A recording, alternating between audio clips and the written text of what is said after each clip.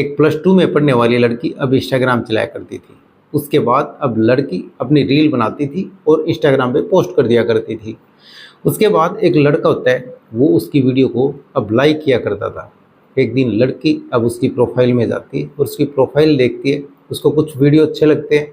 अब लड़की भी उसकी वीडियो लाइक कर देती है। अब एक दूसरे को फॉलो कर लेते हैं और इसके बाद अब फिर चैट करते हैं, एक दूसरे से बात करने की कोशिश करते हैं। उसके बाद धीरे धीरे अब उनकी दोस्ती हो जाती है। उसके बाद अब लड़का एक दिन अब लड़की को एक होटल में बुलाता है। उसके बाद लड़की अब मिलने के लिए होटल में पहुंचती है। अब कोल्ड ड्रिंक्स में नशीला पदार्थ मिला देता है। उसके बाद जो लड़की के साथ हुआ वो आप सुनोगे तो आपके पैरों तले से ज़मीन खिसक जाएगी। तो आज की ये कहानी।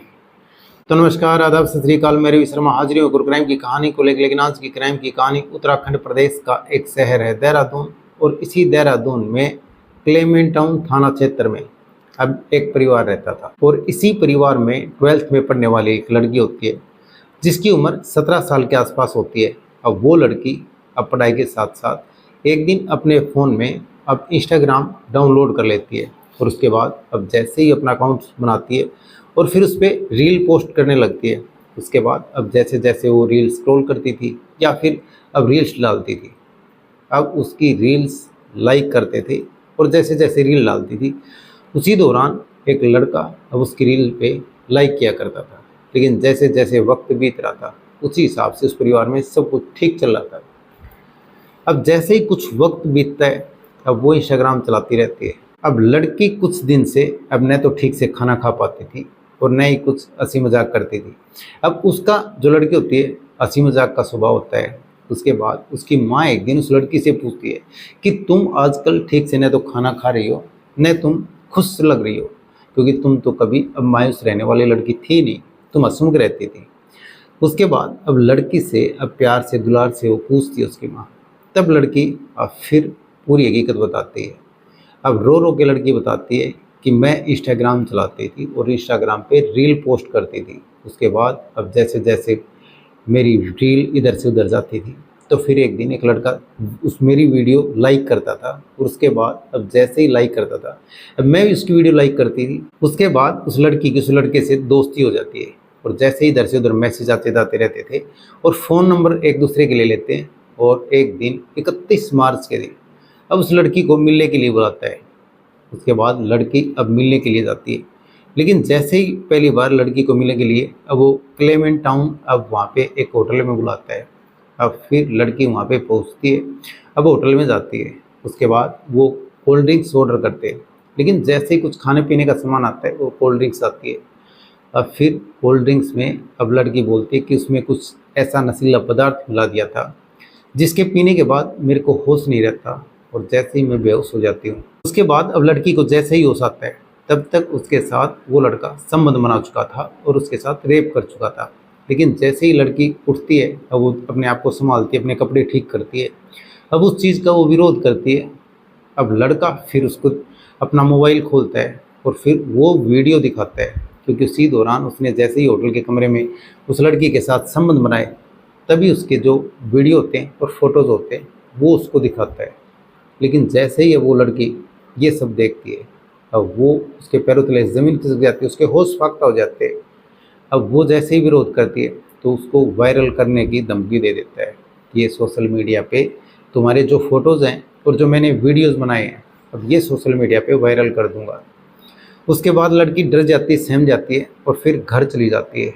लेकिन जैसे जैसे वक्त बीत रहा था उसी हिसाब से लड़की अब मायूस रहने लगती है और न उसका पढ़ाई में मन लगता था और न ठीक से खाने में या फिर किसी भी काम में मन लगता था। उसके बाद वो लड़का अब उस होटल से उस लड़की को अपने साथ लेके चलता है और फिर सीधा ONGC चौक पर छोड़ देता है।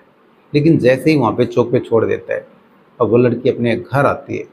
लेकिन उसके बाद अब ठीक से न तो उसका खाने में मन लगता है न पढ़ाई में मन लगता है। अब वो मायूस से रहने लगती है, लेकिन न हंसती है न किसी से बोलती है ठीक से। अब वो कुछ भी काम नहीं कर पा रही थी।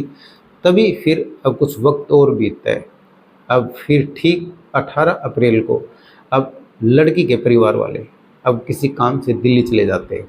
अब जैसे ही उसको ये भनक पड़ती है अब वो लड़का होता है अब फिर से वो लड़का उसके घर आ जाता है और फिर उसके साथ अब वो वीडियो दिखाता है और फिर से उसके साथ वो सब करता है जो उसने पहले होटल में किया था उसके साथ शारीरिक संबंध बनाता है घर पे ही। उसके बाद अब जैसे ही शारीरिक संबंध बनाता है और फिर से वहाँ से चला जाता है। उसके बाद लड़की फिर और डिप्रेशन में आ जाती है। अब ठीक से किसी घर वाले को नहीं बता सकती या फिर कुछ भी नहीं कर पाती और लड़की सोचने में मजबूर हो जाती है आखिर करूँ तो क्या करूँ। उसके बाद अब कुछ ठीक 10 दिन बीतते हैं और फिर 28 अप्रैल को, अब जैसे ही 18 अप्रैल को घर आया था और उसी हिसाब से 28 अप्रैल को अब फिर से एक बार फ़ोन करता है और बोलता है अब फिर से आ जाओ और अब की बार मेरा दोस्त मेरे साथ रहेगा। उसके बाद अब वो लड़की मना कर देती है, लेकिन लड़की और भी परेशान हो जाती है। अब वो वीडियो का वायरल करने की धमकी देता है और उसके बाद वो जो फ़ोटो वीडियो होते हैं उनको सोशल मीडिया पे वायरल करने की धमकी देता है। तभी लड़की इधर से उधर घूमती रहती है और फिर बिल्कुल मायूस होती है। तभी उसकी माँ उससे पूछती है आखिर तुमको हुआ क्या है, तुम ऐसे न तो कुछ ठीक से खा पाती हो न कुछ पी पाती हो और ठीक से पढ़ाई में तुम्हारा ध्यान भी नहीं है। उसके बाद लड़की अपनी माँ से रो रो के सारी बातें बताती है। उसके बाद जैसे ही ये सारी बातें बताती है अब वहाँ पे पुलिस में जाते हैं और पुलिस में अब तहरीर देते हैं कि हमारी बेटी के साथ ऐसे ऐसे इंस्टाग्राम पे उसकी दोस्ती हुई थी और फिर होटल में बुला के ऐसे उसको ब्लैकमेल किया और वीडियोस फोटोज़ वायरल करने की धमकी दी और हमारे घर में आके भी उसके साथ गलत काम किया। अब उसको फिर से बुला रहा है और अब की बार ये कह रहा है कि मेरा दोस्त भी अब की बार मेरे साथ रहेगा।